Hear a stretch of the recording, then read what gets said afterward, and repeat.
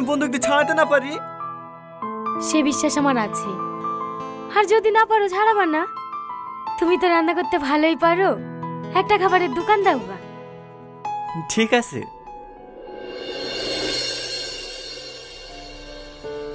কিছু মনে করো না বাপ, সব জমি বিক্রি করেও 45 লাখ টাকার বেশি হলো না। ঠিক আছে মা, ও কোনো ব্যাপার না, বাকিটা আমি ম্যানেজ করে নেব।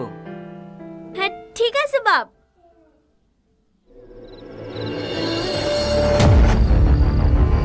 তুঝে আপন তুই কি করে বোঝাবো, তোকে পেয়ে মন বেজায় খুশি।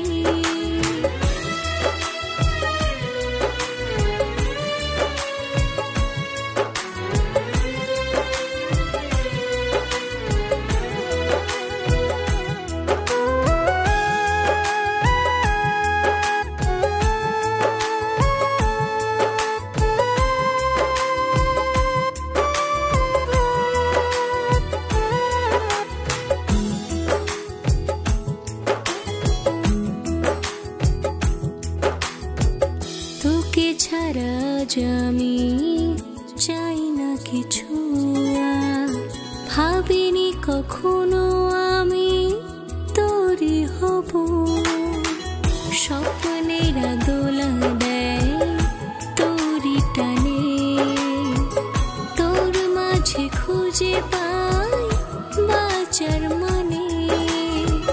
বুঝি না এমন তোকে ছাড়া, তুই যে আমার জীবন। কত যে আপন তুই কি করে বোঝাবো। আরে পাগলা, ওকে তাড়ানোর লেগে বলছি। আমাকে তাড়াতে লাগে মিথ্যে কথা বলার কি আছে? বললেই পারতেন আমাকে পছন্দ না।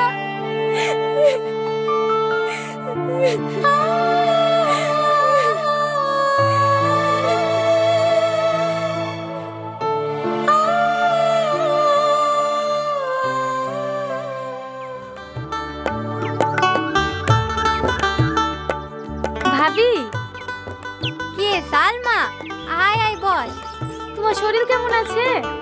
এই আছে মোটামুটি, এখন কাজ টাজ করতে পারছি, আগের মতন আর অসুবিধা হয় না। দাদা বাড়িতে আছেন? টনি দাদা? ও গো, দাদা এসছে। বসেন দাদা বসেন, আমি টাকালে আসছি।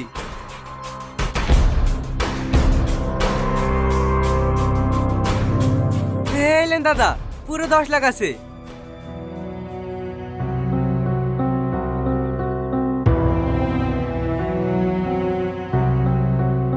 এইলে ধর।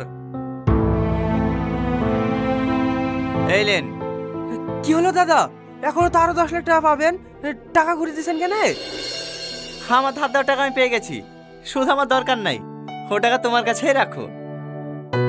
কিন্তু দাদা, আমার তো 15 লাখ টাকা 3 বছরে 30 লাখ টাকা দেওয়ার কথা। সে আমি জানি, তুমি সমস্যায় পড়েছিলে বলেই তো আমার কাছ থেকে টাকা ধার নিয়েছিলে। আমার ধার দেওয়া 15 লাখ টাকা আমি পেয়ে গেছি, আর টাকা দরকার নেই। আর সেদিন ভাবি কইবে গুলি চালানোর জন্য, সরি, পারলে আমাকে ক্ষমা করে দিন। এই দাড়ি কেনে, ওগুলো দে। এলেন ভাবি, এগুলো রাখেন, এগুলো আপনার জন্যে। আসি দাদা। এভাবে চলে গেলে হয়? এতগুলো ফল নিয়ে এসছেন, একটু বসেন, 1 কাপ চা করে দিই।